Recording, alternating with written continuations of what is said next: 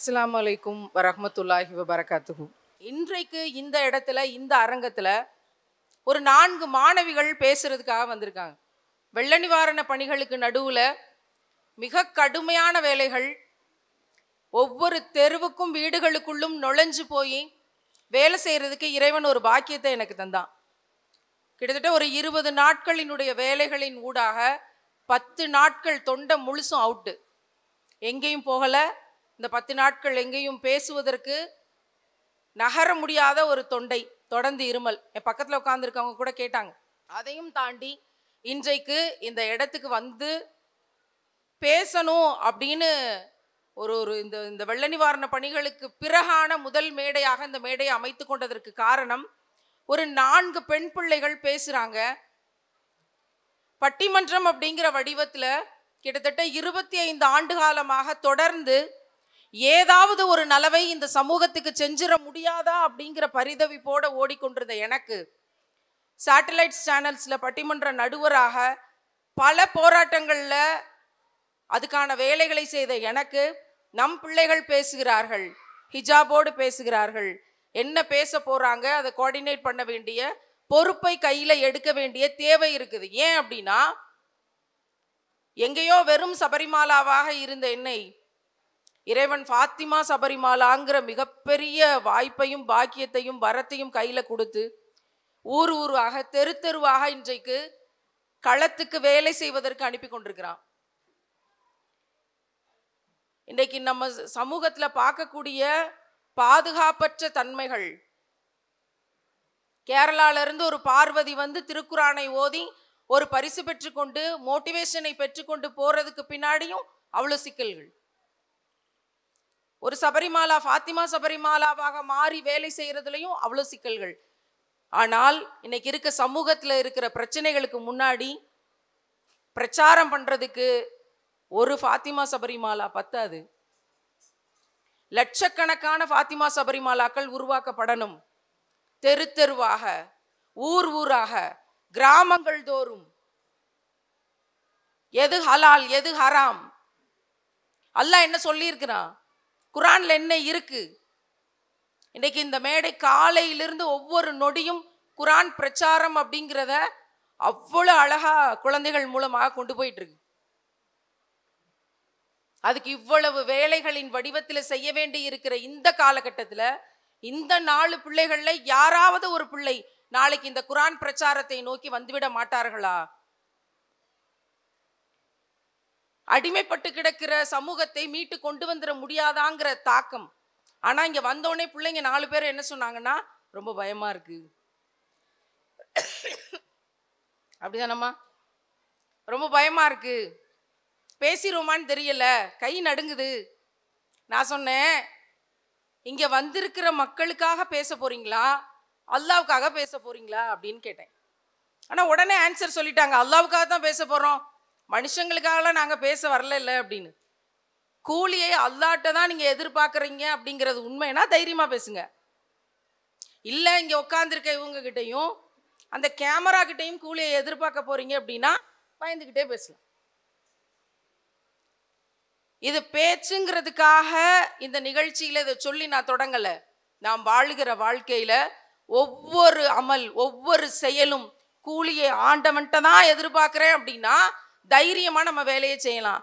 இல்லை கூலியை இன்னாருக்காகவும் எதிர்பார்த்து நிற்கிறேன் அப்படின்னா பயந்துக்கிட்டே இந்த உலகத்தில் வாழ வேண்டியதுதான். இன்னைக்கு பெண்கள் எவ்வளவு தைரியமாக இருக்க வேண்டியிருக்கு, எவ்வளவு துணிச்சலாக வேலை செய்ய வேண்டியிருக்கு. இன்னைக்கு உங்கள் ஸ்கூலில் உங்களுக்கு கராத்தேலேருந்து எவ்வளோ விஷயங்கள் பெண் பிள்ளைகளுக்கு சொல்லித்தராங்க இல்லையா? ஸோ அவ்வளோ நம்பிக்கையோட இன்னைக்கு ஒரு தலைப்பை நீங்கள் அணுகிறீங்க. உலக கல்வியா மார்க்க கல்வியா அப்படிங்கிற ஒரு சிறு தலைப்பை இன்றைக்கு இவர்களுக்கு தந்திருக்காங்க. நான் என்னுடைய உரையை தருவதற்கு முன்பாக, இவர்களை பேச கூப்பிடுறதுக்கு முன்பாக உங்களுக்கு ஒருத்தவங்களை இன்ட்ரடியூஸ் பண்ணிட்டு இந்த பிள்ளைகளை பேச கூப்பிடலான் இருக்கேன். வெள்ள நிவாரண பணிகளில் தொடர்ந்து களத்தில் 20 நாட்களாக தூத்துக்குடி, திருநெல்வேலின்னு ஓடிக்கொண்டிருந்த என்னுடைய பணிகளுக்கு நடுவில் மக்களிடத்திலிருந்து எவ்வளவோ உதவிகள் வந்துச்சு. கோயம்புத்தூர், மேட்டுப்பாளையம், இங்கே இருந்து 4 லோடு வந்துச்சு, பொள்ளாச்சி உட்பட. அவ்வளவு பொருட்களையும் அங்கே இருக்கக்கூடிய மக்களுக்கு கொண்டு போய் சேர்க்கும்போது நான் ஒரு பதிவு போட்டிருந்தேன், பழைய துணிகள்னு கேட்கும்போது நீங்கள் அந்த துணிகளை கொண்டு வந்து கொடுத்துட்டீங்க, அதே மாதிரி உங்ககிட்ட இருக்க பழைய தங்கத்தையும் கொடுங்க அப்படின்னு சொல்லி கேட்டிருந்தேன். ஏன்னா ஒரே நாளில் வந்து அவ்வளவு மோசமான ஒரு ட்ரக்கு நிறைய கொண்டு போய் வேஸ்டேஜை போடுற அளவுக்கு கிழிஞ்ச துணிகளையும் கொடுத்தாங்க, இருக்கிறதுல சிறந்த துணிகளையும் கொடுத்தாங்க. அப்போ பழைய துணியை ஈஸியாக கொடுத்துட்டீங்கல்ல, பழைய தங்கத்தை கொடுங்க பார்ப்போம் அப்படின்னு நான் ஒரு பதிவு போட்டிருந்தேன்.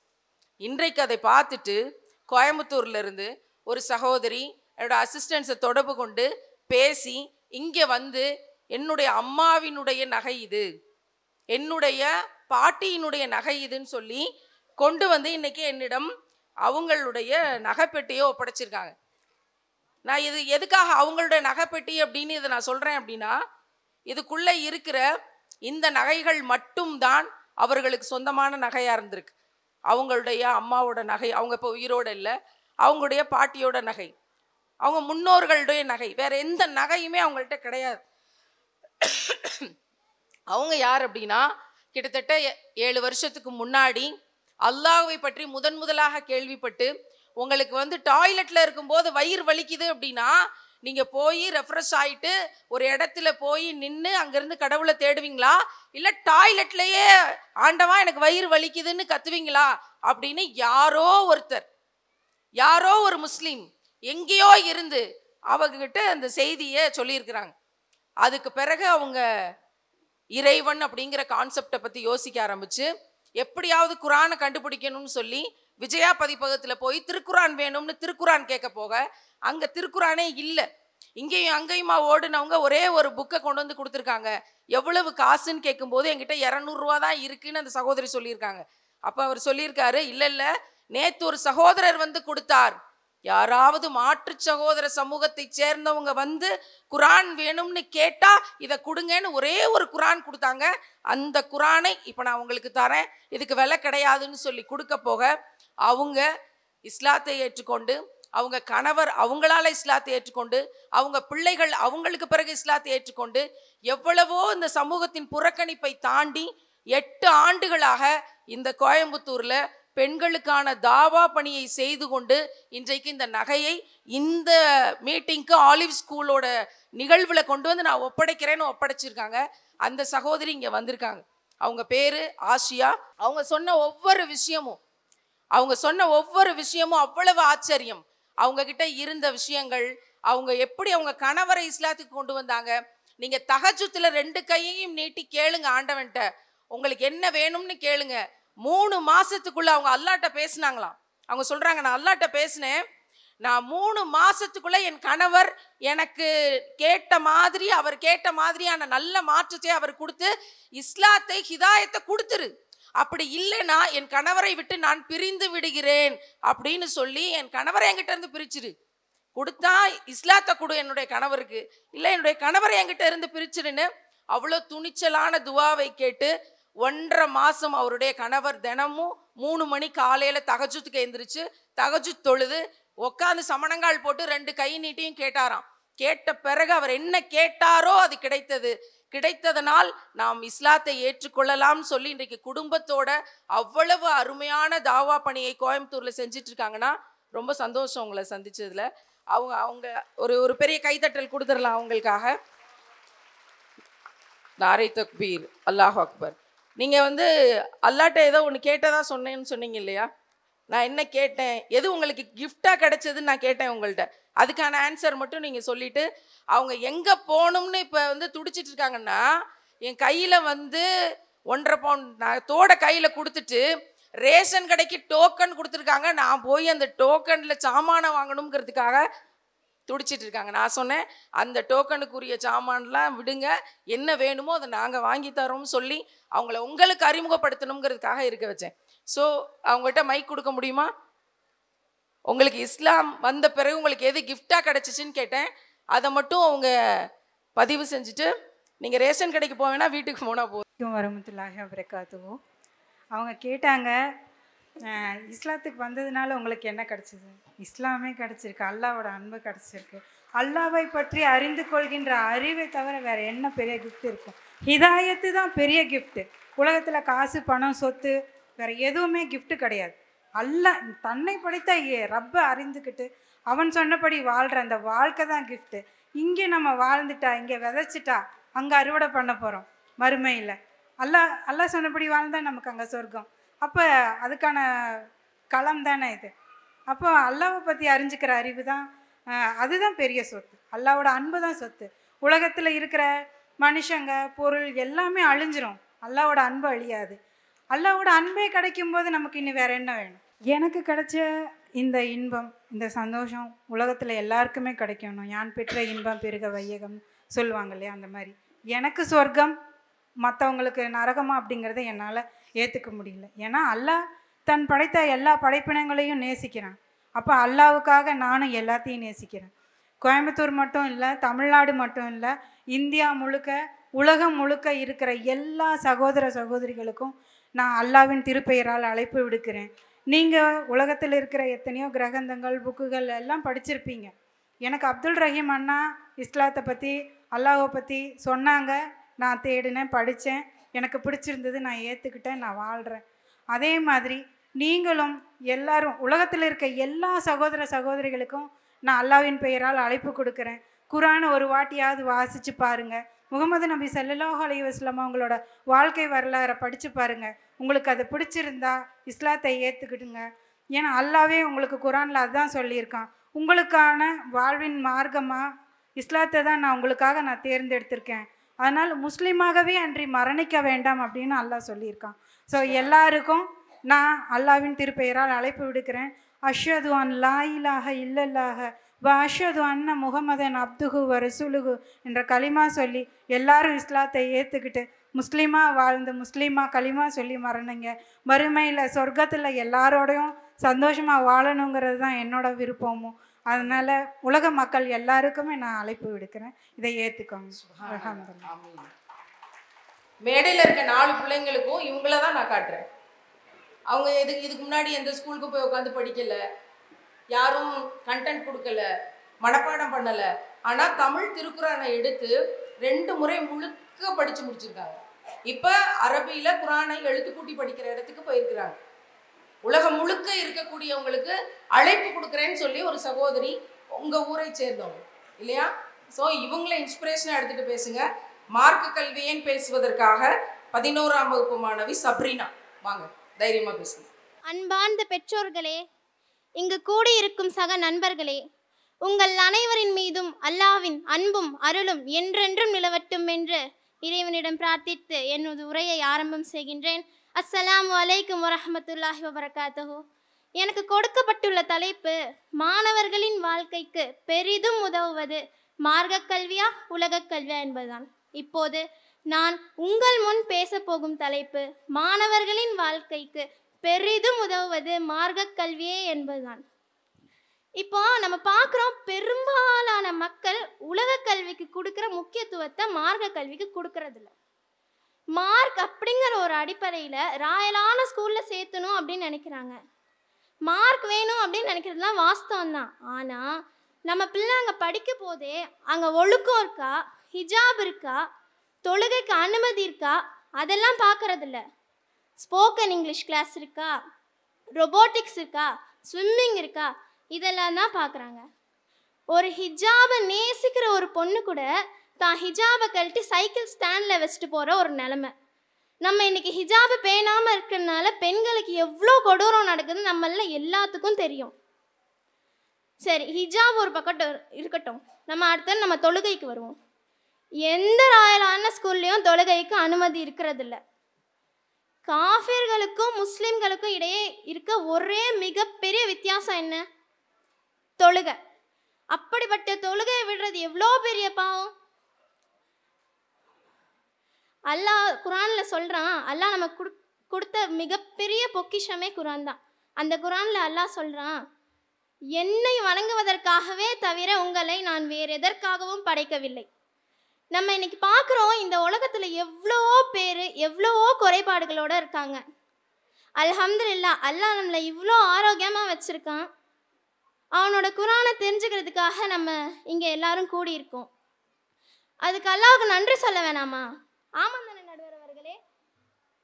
அடுத்து நம்ம கப்ரில் நம்ம கூட வேற யாரும் இருக்க போகிறதில்ல, அங்கே நம்ம மட்டும்தான் இருக்க போகிறோம். நம்மக்கிட்ட கேட்கப்படுற 3 கேள்வி என்ன?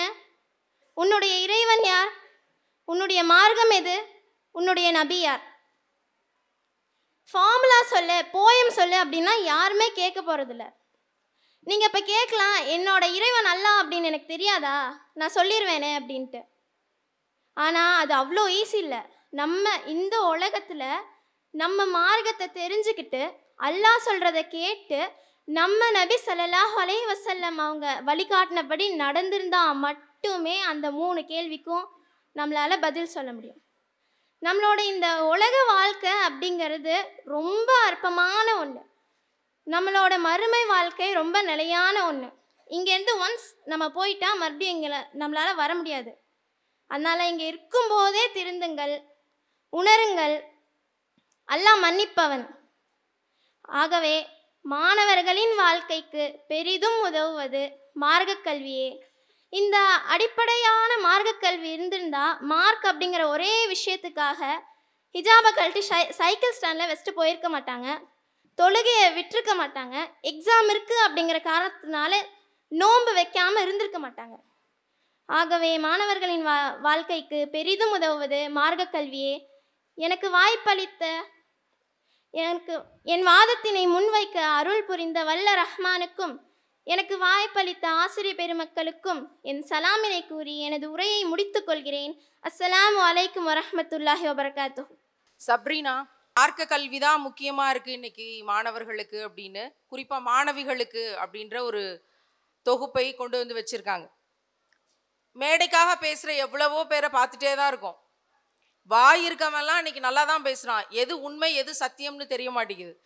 ஆனால் சப்ரீனாவோட பேச்சு அப்படி கிடையாது. 10th நம்ம ஆலிவ் ஸ்கூல் நாமக்கல்லில் படித்து முடிச்சுட்டு நான் முஸ்லீம்ஸ் இருக்கக்கூடிய வேற முஸ்லீம் அல்லாத ஒரு பள்ளிக்கூடத்துக்கு போய் ஹிஜாப் பேண முடியலை, தொழுகை பேண முடியலை, அல்லாஹ் சொன்ன ஹலால் ஹராம் அப்படிங்கிற விஷயத்த பேணுதலாக்க முடியலைன்னு சொல்லிட்டு மறுபடியும் நான் படித்த ஆலிவில் தான் படிப்பேன் அப்படின்னு நாமக்கல் ஸ்கூல் 11th வந்து நான் ஒரு பிள்ளையாக இருந்தாலும் அங்கே தான் ஜாயின் பண்ணி படிப்பேன்னு வந்தது சப்ரீனா. ஒரு பெரிய உற்சாகமான பாராட்டை அவளுக்கு இந்த அரங்கம் தெரியப்படுத்தி கொள்ளுது.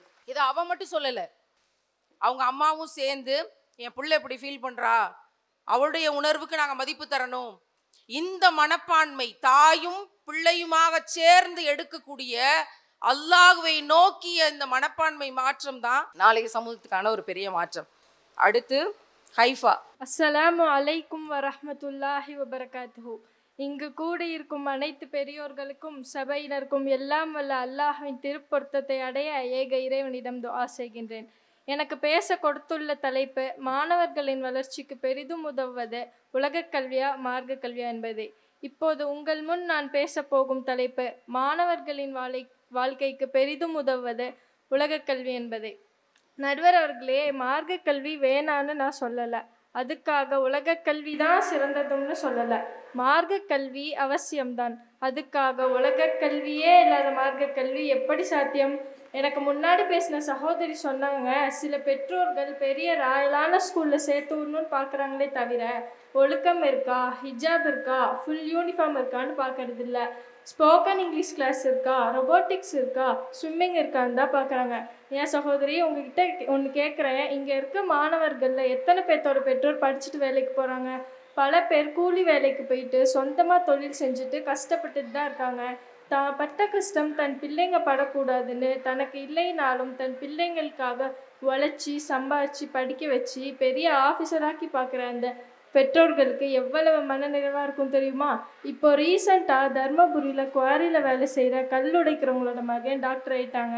அந்த பெருமையெல்லாம் அந்த பெற்றவங்களை தான் போய் சேரும். பேங்க்கில் ஒரு சலான் ஃபில் பண்ண தெரியாமல் அடுத்தவங்க உதவியை தேடுறாங்க.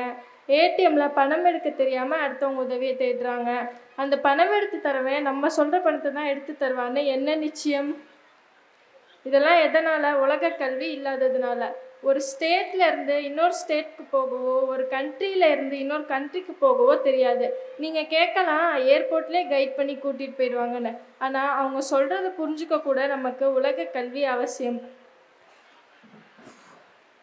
இப்போ இருக்க காலத்தில் ஒரு பெண்ணுக்கு உலக கல்வி மிக அவசியம். நம்ம மார்க்கத்தில் நபி ஸல்லல்லாஹு அலைஹி வஸல்லம் அவர்கள் சொன்னாங்க, மார்க்க கல்வியோடு சேர்த்து உலக கல்வியையும் தேடுங்கள்னு. ஒரு பெண் தான் வளர்ற வரை தன் தந்தையையோ சகோதரனையோ சார்ந்திருப்பாள். திருமணத்திற்கு பின் தன் கணவனை சார்ந்திருப்பாள். அந்த கணவன் ஒரு சாலிஹான ஆணாக இருந்தால் அல்ஹம்துலில்லா. அதுவே ஒரு முரடனாகவோ குடிகாரனாகவோ இருந்தால் அந்த பெண்ணுடைய வாழ்க்கை அவ்வளவுதான். அந்த பெண் அந்த குடும்ப சூழ்நிலையை விட்டு வெளியே வந்து சுயமாக உழைக்கிறதுக்கு அவளுக்கு உலக கல்வி அவசியம். எனவே மாணவர்களின் வளர்ச்சிக்கு பெரிதும் உதவுவது உலக கல்வி என்று கூறி என் உரையை முடித்துக் கொள்கிறேன். அஸ்ஸலாமு அலைக்கும் வரஹ்மத்துல்லாஹி வபரகாத்துஹு. நிதானமான பேச்சு, வாழ்த்துக்கள். அடுத்து உலக கல்வி அப்படின்னு ஹைஃபா பேசின இந்த விஷயங்களுக்கு நான் பதில் சொல்றதை விட நீங்கள் பதில் சொன்னால் சரியாக இருக்கும். வாங்க வஸ்மியா. இறைவனால் வருகிறோம், இறையச்சத்தை தேடி எந்நாளும் துடிக்கிறோம். அவன் உதவியே நாடி இன்று எந்நாளும் அவனுடைய உதவியை மட்டுமே நாடி நடக்கும். அவனின் அடிமையாக சொல்கிறேன் என்னுடைய சலாமை. அஸ்ஸலாமு அலைக்கும் வரஹ்மத்துல்லாஹி வபரகாத்துஹு. அன்பு சகோதரிகள், தங்களோட வாதத்தை முன்வைத்த நிலையில் இறைவனுடைய நாட்டத்தினால் இங்கே இன்றைய மாணவர்களின் வளர்ச்சிக்கு பெரிதும் உதவுவது மார்க்க கல்வியே என உண்மையை உங்கள் முன் உரைக்க வந்துள்ளேன். நடுவர் அவர்களே, நாம் எல்லாம் தெரிஞ்சிக்க வேண்டிய முக்கியமான விஷயம் கல்வினா என்ன, அதனுடைய பயன் என்ன. நாம் நினைக்கிறோம் 10ஆவதுல 5 பாடம், 12ஆவதுல 7 பாடம், ஆர்ட்ஸாக இருந்தால் 20லேருந்து 25 பேப்பர், இன்ஜினியரிங்காக இருந்தால் 30லேருந்து 40 பேப்பர் பாஸ் பண்ணி டிகிரி வாங்கி நல்ல சம்பளம் தர வேலையில் சேர்ந்து கல்யாணம் பண்ணி செட்டில் ஆகுறதுன்னு. இதுதான் கல்வியா? இதுக்கு தான் கல்வி பயன்படுதா? இல்லை, நம்மெல்லாம் பல பேர் அப்படி தான் நினைக்கிறோம். ஆனால் நடுவர் அவர்களே, எங்கள் எதிரணி சகோதரிகள் சொல்கிறாங்களே உலகக்கல்வி, அந்த உலகக்கல்வி மட்டும் படித்த உளவியலர்கள் சொல்கிறாங்க கல்விங்கிறது ஒரு குழந்தையோட வளர்ச்சியில் அறிவு மற்றும் நல்லொழுக்கம் ஆகிய மதிப்புடன் வளர்க்க உதவும் ஒரு சமூக அமைப்பாகும். அப்போது அவங்களே ஒத்துக்கணும், கல்விங்கிறது அறிவு மட்டும் இல்லை, நல்லொழுக்கத்தையும் சேர்த்து கற்றுக் கொடுக்குது. இப்போது என்னோட கேள்வி என்னன்னா, நம்மள எத்தனை பேர், எத்தனை பெற்றோர்கள், எத்தனை ஆசிரியர்கள் நம்ம பிள்ளை பப்ளிக்கில் நல்லா படிக்கணும், நல்லா மார்க் எடுக்கணும்னு கவலைப்பட்டிருக்கோம். அதே அவங்க நம்ம பிள்ளை நல்லபடியாக தொழுறானா, அத்தா அம்மா கிட்ட நல்லபடியாக பேசுகிறானா, பெரியவங்கள்ட்ட மரியாதையாக நடந்துக்கிறானா, குரான் எப்படி ஓதுறான், சுனத்தான வழிமுறைகளை கற்றுக்கிறானா அப்படின்னு எத்தனை பேர் நம்ம பிள்ளைகளை பற்றி கவலைப்பட்டிருக்கோம். படிப்பு மட்டும் பார்க்குற நம்ம ஒழுக்கத்தை கவனிக்கிறது ரொம்ப கம்மி. அதனால தான் தன்னோட படிக்கிற சக மாணவனை கூட பெற்ற அளவுக்கு போச்சு இன்றைய மாணவ சமூகம். மார்க் மட்டும் பார்க்கறனால தான் ஒழுக்கத்தை கற்றுக் கொடுக்க மறுக்க வைத்தது அந்த உலக கல்வி. அதனால தான் எங்கள் பெருமானார் ஸல்லல்லாஹு அலைஹி வஸல்லம் அவர்கள் சொன்னாங்க, கல்விக்கு கொடுத்த முக்கியத்துவம் எவ்வளவோ அதே அளவுக்கு ஒழுக்கத்துக்கும் முக்கியத்துவம் கொடுத்தாங்க. பெரியவங்களாம் சொல்லுவாங்க, உப்பில்லா பண்டங்கள் குப்பையில். அதே போல் நம்ம உணர வேண்டும், ஒழுக்கமில்லாத கல்வியும் குப்பையில் தானு. நம்மை படைத்த இறைவன் கொடுத்த மாபெரும் பொக்கிஷம் குரான். அதில் அல்லாஹ் சொல்கிறான், இக்ரா வ ரப்புக்கல் அக்ரம், ஓதுவீராக, உம் இறைவன் மாபெரும் கொடையாளி. அல்லதி அல்லம பில் கலம், அவனே எழுதுகோலை கொண்டு கற்றுக் கொடுத்தான். அல்லமல் இன்சானு மேலம் யாலம், மனிதர்களுக்கு அவர் அறியாதவற்றையெல்லாம் அவன்தான் கற்றுக் கொடுத்தான். அப்போது அவன் தான் படிக்க சொன்னான், அவனை தானே எழுதவும் கற்றுக் கொடுத்தான். நமக்கு தெரியாத எல்லாத்தையும் அவனே தானே சொல்லி கொடுத்தான். ஆனால் இதெல்லாத்தையும் மறந்து, அல்லாஹ்வே மறந்து வாழக்கூடிய சூழ்நிலையை தருகிறது அந்த உலக கல்வி. இப்படி இது மட்டும் இல்லை, அல்லாஹ் சொன்ன விஷயத்திலே தர்க்கத்தை வைக்கிறாங்க. இது எவ்வளோ பெரிய துரோகம் உணர வேண்டும். இப்படி இது மட்டும் இல்லை, அல்லாஹ் குரானில் சொல்லியிருக்கிறான், அர் ரஹ்மான், அளவற்ற அருளாளன், அல்லமல் குரான், குரானை அவனே தான் கற்றுக் கொடுத்தான். அப்போது அல்லாஹ்வே கற்றுக் கொடுத்தான் குரான். அந்த மார்க்க கல்வி இருக்கே, அது எல்லாத்துக்கும் கிடைக்காது, அல்லாஹ் நாடியவர்களுக்கு மட்டுமே கிடைக்கும். இப்படி இது மட்டும் இல்லை, அப்போதிலிருந்து போராடி கொண்டிருக்கும் சமக்கல்வி, சம உரிமை, பெண் கல்வி, பெண் விடுதலை போன்ற அனைத்து விஷயங்களுக்கும் மார்க்க கல்வியே என்றென்றும் சிறந்தது. ஆக நாளை மறுமை நாளில் அல்லாஹிற்கு முன்னால் பதிலளிக்க, அவனிடம் அதிக மதிப்பெண் பெற்று சொர்க்கத்தின் தரத்தை உயர்த்தி கொள்ள, இம்மை மட்டும் மறுமை வெற்றி பெற அல்லாஹ் அருளிய சிலபஸ் குரான். அந்த சிறந்த மார்க்க கல்வியை உங்களுக்கும் எனக்கும் என் எதிரணி சகோதரிகளுக்கும் எல்லாம் வல்ல அல்லாஹ் தந்தருள் புரிவானாக. ஆமீன். அஸ்ஸலாமு அலைக்கும் வரஹ்மத்துல்லாஹி வபரகாத்துஹு.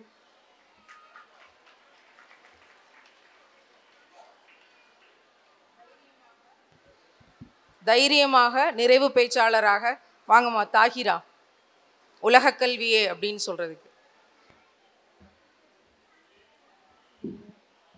அவனை கொண்டே பிறந்தேன், அவனை கொண்டே இறப்பேன், அவனாலே மீண்டும் எழுப்பப்படுவேன். அத்தகைய வல்லமை மிக்க என்னுடைய ரப்பாகிய வல்ல ரஹ்மானின் பெயரை கொண்டு ஆரம்பம் செய்கிறேன். அஸ்ஸலாமு அலைக்கும் வரஹ்மத்துல்லாஹி வபரகாத்துஹு. அன்பார்ந்த பெரியோர்களே, இங்கு நான் பேச வந்துள்ள தலைப்பு மாணவர்களின் வாழ்க்கைக்கு பெரிதும் உதவுவது உலக கல்வியே, உலக கல்வியே, உலக கல்வி. கல்விங்கிறது ஒரு மனுஷனோட அடிப்படையான உரிமையில ஒன்றா இருக்குது. ஒருவனுக்கு பெருமையும் புகழையும் தரக்கூடிய செல்வம் கல்வி. கல்வி தொழிலுக்கு வழிகாட்டுது.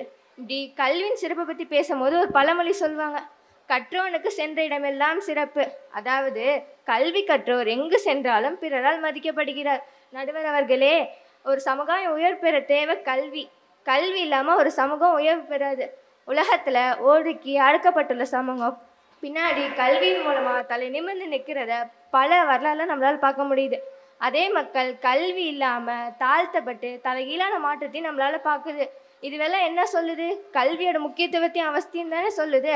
அப்போ உலக கல்விங்கிறது மாணவர்களோட வளர்ச்சிக்கு மட்டும் இல்லை, எல்லா மக்களோட வளர்ச்சிக்கும் நம்ம சமூகத்தின் வளர்ச்சிக்கும் பெரும் பங்கு வகிக்கிறதே நம்ம உலக கல்வி தான். நடுவர் அவர்களே, ஒரு சின்ன கதை சொல்லி நான் ஸ்டார்ட் பண்ணுறேன். 2 சிறுவர்கள் தங்களுடைய தந்தையை பார்க்கறதுக்கோசரம் மாட்டு வண்டியில் போகிறாங்க. அவங்க பேச ஸ்லாங்கை கேட்டு அந்த மாட்டு வண்டி ஓட்டுனர் இவங்க தாழ்த்தப்பட்ட சாதியை சேர்ந்தவங்க அப்படின்னு அவங்கள வண்டியிலேருந்து கீழே தள்ளி விட்டுறாங்க. அவங்க 2 பேர்த்தில் ஒருத்தர் யாருன்னு உங்களுக்கு தெரியுமா? நம்ம நாட்டுடைய இந்திய அரசமைப்பு சட்டத்தை எழுதிய அம்பேத்கர். அவர் எழுதின சட்டத்துக்கு தான் கீழ் சாதியிலிருந்து மேல் சாதி வரைக்கும் அனைத்து பேரையும் கீழ்ப்படிந்து நடக்க வச்சதே இதுதாங்க கல்வி. அடுத்து நம்ம மூட நம்பிக்கைக்கு வருவோம். மக்கள் மூட நம்பிக்கையில் மூழ்கிருந்தப்ப எது சரி எது தப்புன்னு சொல்லி பிரித்து பார்க்க ரொம்ப ஹெல்ப் பண்ணதே நம்ம கல்வி தான். இன்னும் ரொம்ப முக்கியமான விஷயம், நம்ம சமூகத்தை சேர்ந்த நம்ம மக்கள் பெரிய பெரிய ஆட்சியில் இருந்தால் தான் நம்ம சமூகத்துக்கு சப்போர்ட் கிடைக்கும். நம்ம ஏன் பெரிய பெரிய ஆட்சியில் இல்லைன்னு என்னைக்காச்சும் யோசித்து பார்த்துருக்கோமா? என் அன்பு சகோதரியே, உங்ககிட்ட ஒன்று கேட்குறேன். இஸ்லாம் தான் மற்ற மதங்களை விட பெண்களுக்கு கல்வி கற்றுக்கிறதுல முதலுரிமை கொடுத்துச்சின்னு சொல்கிறீங்களே, நம்மள எத்தனை பெண்கள் எந்த ஒரு எதிர்ப்பும் இல்லாமல் கல்வியை கற்றுக்கிறோம்? நடுவர் அவர்களே, பெருமானா ஸல்லல்லாஹு அலைஹி வஸல்லம் அவங்க தான் இந்த உலக மக்களுக்கே வழிகாட்டின்னு சொல்கிறோம். ஆனால் அவர் செஞ்ச ஒரு பெரிய மகத்தான விஷயம் நம்மள எத்தனை பேர்த்துக்கு தெரியும்? பத்ர் யுத்த கைதிகள் தங்களை விடுவிச்சு கொள்றதுக்கோசரம் கொடுக்க வேண்டிய பணத்துக்கு பதிலாக அவங்க ஒவ்வொரு கைதியும் முஸ்லீமான 10 குழந்தைங்களுக்கு கல்வி கற்றுக் கொடுத்து தங்களை விடுவிச்சுக்கலான்னு பெருமானா ஸல்லல்லாஹு அலைஹி வஸல்லம் அவங்களே சொல்லியிருக்காங்க. அப்போ இந்த உலகத்தில் இலவச கல்வி சேவையை ஃபர்ஸ்ட் கொண்டு வந்ததை நம்ம பெருமானா ஸல்லல்லாஹு அலைஹி வஸல்லம் அவங்க தான். இந்த இலவச கல்வி சேவையின் மூலமாக தான் ஷையத் பின் ஷாபித் ரலியல்லாஹு அன்ஹு அவர்கள் கற்றுக்கிட்டாங்க. நபி அவங்க மதீனாவில் இருந்தப்ப அவங்களுக்கு வரும் இறை செய்தியை எழுதும் எழுத்தாளராக இருந்தவர் ஷையத் பின் ஷாபித் ரலியல்லாஹு அன்ஹு அவர்கள். இவங்க தன்னுடைய கல்வியை பத்ர் யுத்த கைதிகிட்ட இருந்து கற்றுக்கிட்டதாகவும் சொல்லியிருக்காரு. இதை விட இந்த உலக கல்வியோட முக்கியத்தையும் அவசியம் சொல்லக்கூடிய வேறு ஏதாச்சும் சம்பவம் இருக்குமா? நடுவர் அவர்களே, எங்கள் எதிரணி சகோதரி பேசுகிறத பார்த்தா நாங்கள் இறைவனை மறந்து எங்களையே மறந்து துளி கூட இறையாச்சம் இல்லாமல் வாழ்றது போல பேசுகிறாங்க. அவங்களுக்கு தெரியுமான்னு தெரியல, உலக கல்வியை கற்று வேலைக்கு போகிற பல பேர் வேலைக்கு நடுவில் இறைக்கடமையான 5 நேர ஃபர்லு தொழுவையை தொழுதுட்டு தான் இருக்காங்க.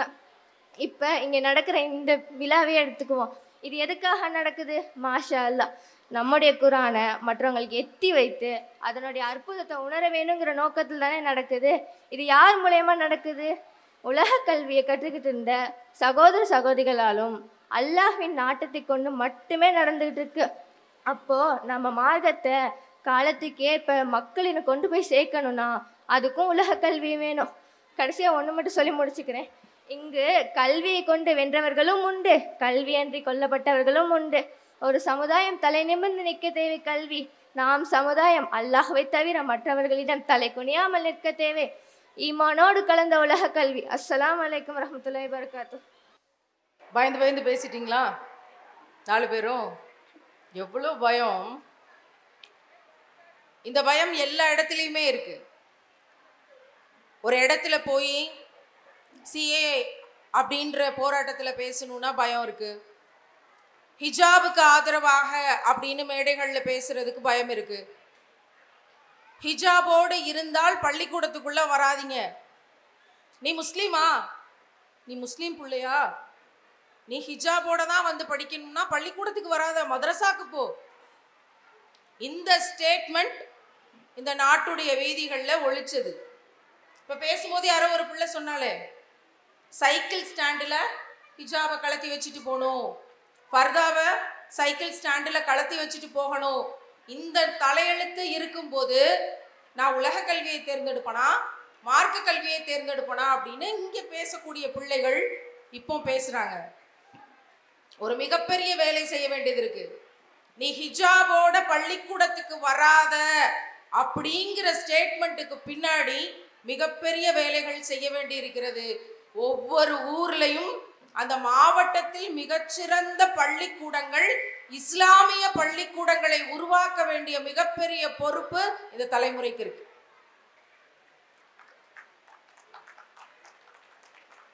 சும்மா ஏதோ ஒரு பேருக்கு ஒரு பள்ளிக்கூடமா 10ல் 11 இருக்கிறது இல்ல.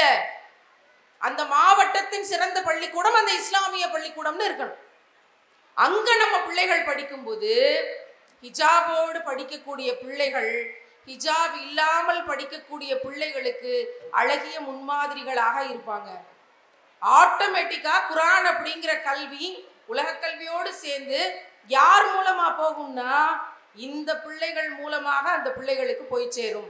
அதனாலதான் மாவட்டத்தின் சிறந்த பள்ளிக்கூடங்கள், கல்வி நிறுவனங்களாக இஸ்லாமிய கல்வி நிறுவனங்கள் வரணும். அப்படிப்பட்ட ஒரு கல்வி நிறுவனமாக ஆலிவ் கல்வி குழுமம் இன்றைக்கு வளர்ந்து கொண்டு இருக்கிறது. அதுக்கு சாட்சியாக சப்ரினாவினுடைய அவருடைய ஸ்டேட்மெண்ட், நான் படித்தா இங்கே தான் படிப்பேன், வேற எந்த ஸ்கூலும் எனக்கு தேவையில்லை, வேற எந்த மார்க்கும் எனக்கு தேவையில்லை, அப்படிப்பட்ட வேற எந்த கல்வியும் எனக்கு தேவையில்லை, மார்க்கத்தோடு இருக்கிற உலக கல்வி தான் எனக்கு வேணும்னு நம்ம கூட இருக்கிற ஒரு பிள்ளையுடைய ஸ்டேட்மெண்ட். ஆனால் இன்னைக்கு ரொம்ப சாதாரணமாக நம்ம விட்டு கொடுக்க பழகிட்டோம். இந்த அரங்கத்தில் இருக்கக்கூடிய பெற்றோர்களுக்கும் மாணவர்களுக்கும் மட்டும் இல்லை இப்ப நான் பேசக்கூடிய இந்த விஷயம் இங்க ரெக்கார்ட் ஆயிட்டு இருக்கு. கண்டிப்பாக உலகத்தினுடைய கவனத்திற்கும் சேர்த்து தான் இந்த விஷயத்தை நான் இங்க பதிவு பண்றேன். அடுத்த உமராக இருக்க போறது யார்? அந்த அளவுக்கான துணிச்சலோடு தைரியத்தோடு இந்த சமூகத்துக்கு நான் ஒரு வேலையை செய்ய போறேன் அப்படின்னு தியாகம் செய்வதற்கு தயாராகக்கூடிய உள்ளங்கள் யார்?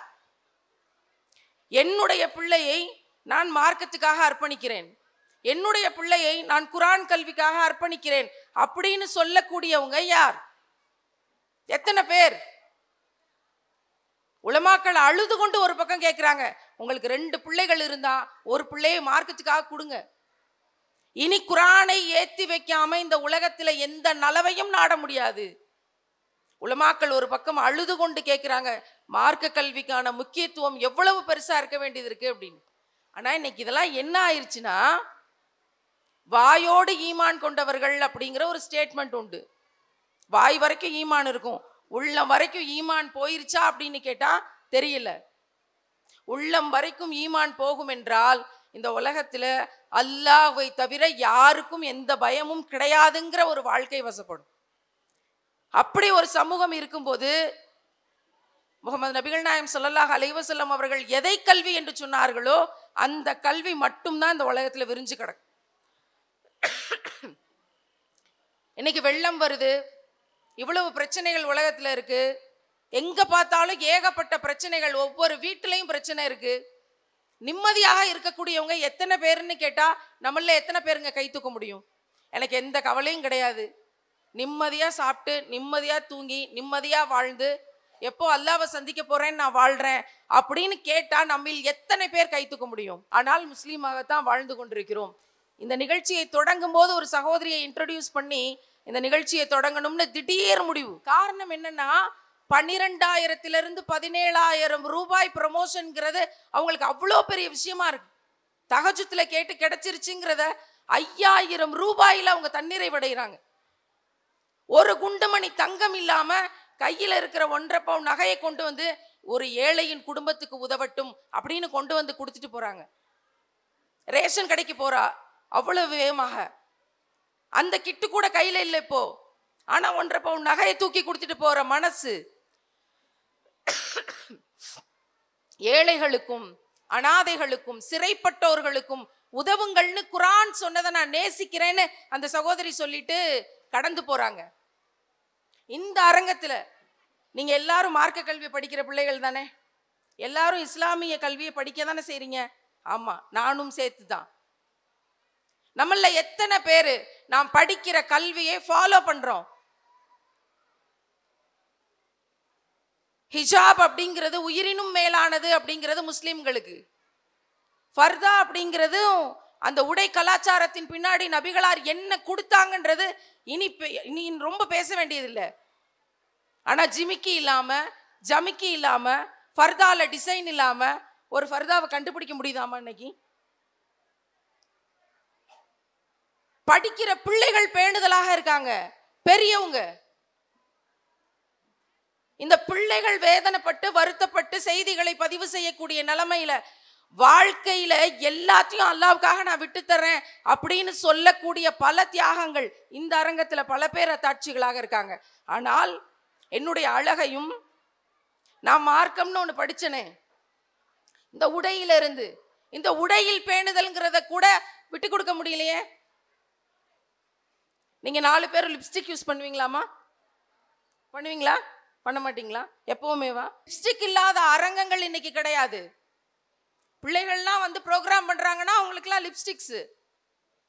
பாய்ஸும் தான் அங்கே ப்ரோக்ராம் பெர்ஃபார்ம் பண்றாங்க. பாய்ஸ்க்கு யாரும் லிப்ஸ்டிக் போடுறது இல்லை, ஆனா பிள்ளைகளுக்கெல்லாம் லிப்ஸ்டிக். என்ன காரணம்? அந்த லிப்ஸ்டிக் போடுறதுனால இஸ்லாம் மிக தெளிவாக தன்னுடைய கல்வியை இங்கு திட்டமிட்டு அஸ்திவாரத்தில் தந்திருக்கிறது. அல்லாஹ்வை தவிர யாருக்கும் பயப்படாத. முகமது நபிகள் நாயம் ஸல்லல்லாஹு அலைஹி வஸல்லம் அவர்கள் எதை சட்டம் என்று கொடுத்தார்களோ அதை ஏற்றி வைக்கிறதுக்கு நீ யாருக்கும் பயப்படாத, அதை ஃபாலோ பண்றதுல எந்த சமரசமும் செய்து கொள்ளாதே அப்படிங்கிற விஷயத்த சொல்லி கொடுத்துருக்காங்களா இல்லையா? ஆமாவா இல்லையா? இதை ஃபாலோ பண்றதுக்கு பேர் தான் மார்க்க கல்வி. யாருமே ஸ்கூலுக்கு போகாதீங்க, டிகிரி படிக்காதீங்க அப்படின்னு சொல்லப்படலை. ஹிஜாப் போராட்டத்தில் அதிராம்பட்டினத்தில் போய் பேசினதுக்காக என் மேல கேஸ் இருக்கு.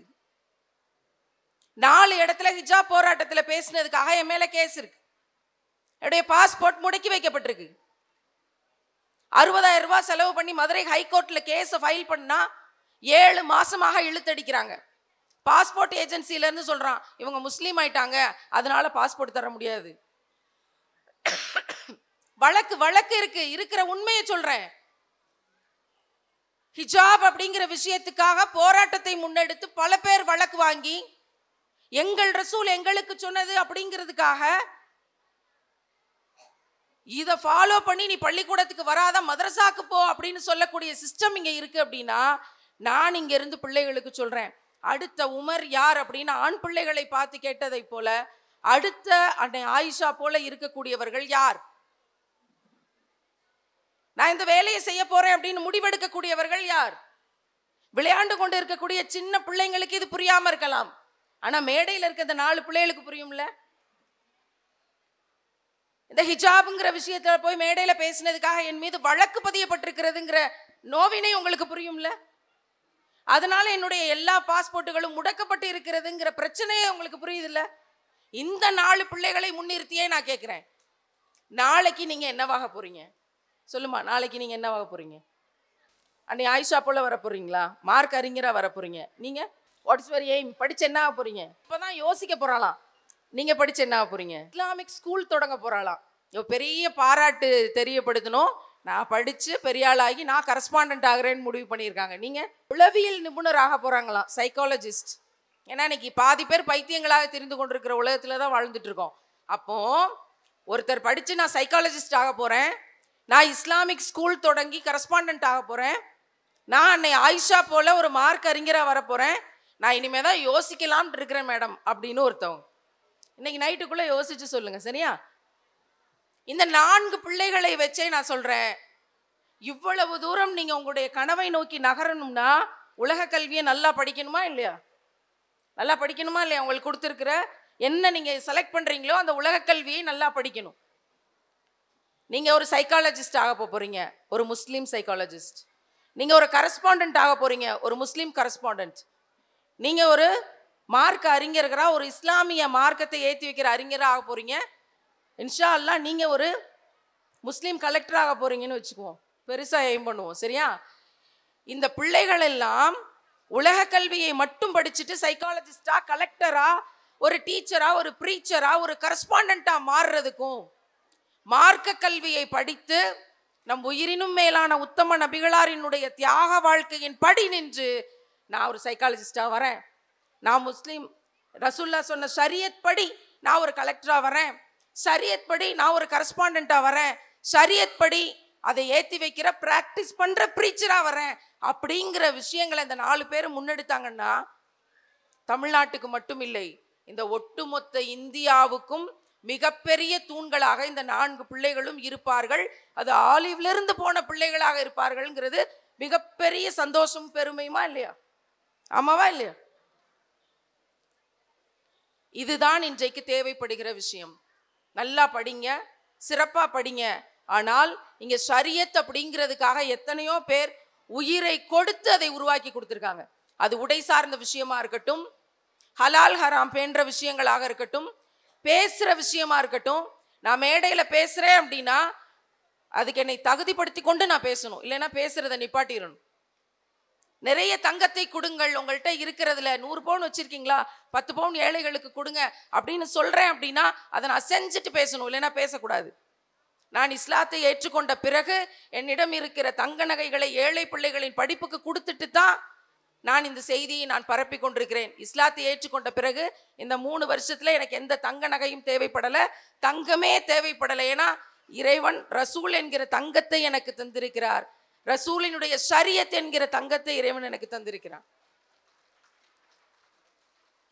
அதுக்கு மேல வேற எதுவும் அவசியப்படலை. அப்படின்னா நான் உலக கல்வியை படிச்சிருக்கிறேன். என்னோட லைப்ரரியில 3000 புத்தகங்கள், 2500க்கு மேற்பட்ட புத்தகங்கள் 3 வருஷத்துக்கு முன்னாடி 36 வயசு வரைக்கும் எனக்கு இருந்துச்சு.